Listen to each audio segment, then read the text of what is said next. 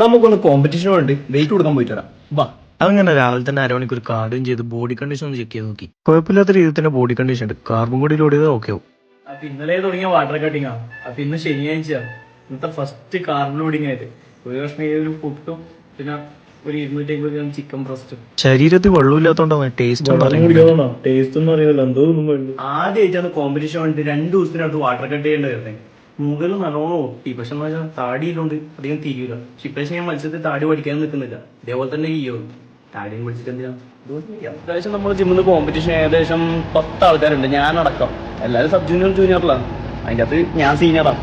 അതാണ് ഏറ്റവും വലിയ ചോറ. അങ്ങനെ വണ്ടി എടുത്ത് നേരെ പോയത് വെയിറ്റ് കൊടുക്കാൻ വേണ്ട. ആടെ ഞാൻ കൊടുക്കത്തെ തിരക്കും.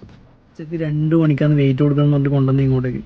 ഇതുവരെ കൊടുക്കാൻ പറ്റിയിട്ട് ഇപ്പൊ 6 മണി ആടാനുള്ള ടൈമാണ്. അങ്ങനെ വെയിറ്റ് എല്ലാം കൊടുത്ത് പുറത്തേക്ക് എന്ത് അപ്പം തൂക്കൂല. തൃച്ചമ്പലത്തിൽ പോയി പറ്റ തൂക്കാം മത്സരം കഴിഞ്ഞിട്ട്. അങ്ങനെ വെയിറ്റും കൊടുത്ത് നേരെ വന്ന് നമ്മളെ ജിമ്മിലേക്ക്. അങ്ങനെ ജിമ്മിലെത്തിയിട്ട് ലാസ്റ്റിലോടെ ബണ്ണും. അപ്പൊ പിന്നെ ശരി.